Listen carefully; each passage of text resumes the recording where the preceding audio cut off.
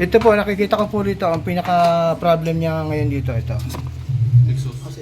Kaya hindi nagsisirculate yung lamig mo. Paano yun, boss? Linis lang. Hindi po. Papalitan. Sira po yan, stock up yan. Gusto ko pala niya na kasi yung package man.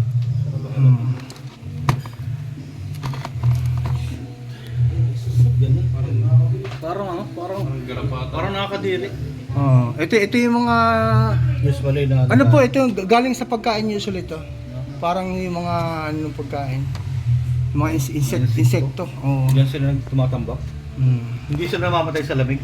Actually, patay na nga po sila. Nakapatay na sila niya. Kaya... Hindi, maaari siguro yan, boss, nangyari nyo. Nakasara, tapos nilagyan pa yung laman, nakasara. Ano na yun? Nabulok na yung unang bin. Kasi, pasok kayo. Nabulog mo.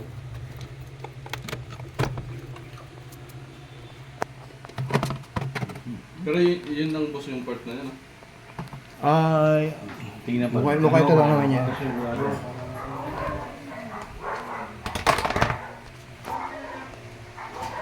So, ito yung ginagawa ko rin. Oo. Puro insekto yung loob niya.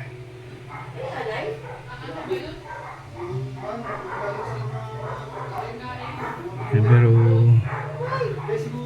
okay naman yung prayer niya. Kasi lumalamig naman yung coil. Ay, nag-iero sa ilan. Hindi makalabas yung yelo. Hindi naman yung yelo, yung kapag. Sa loob. Hindi makalabas.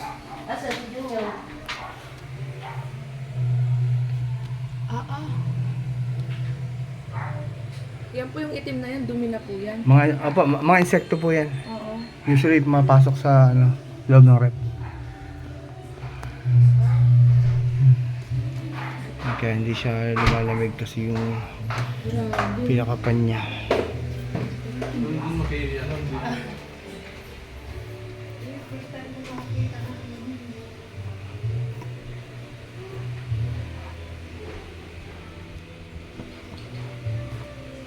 So ito, sagang sira na yung pan niya. May stock up na.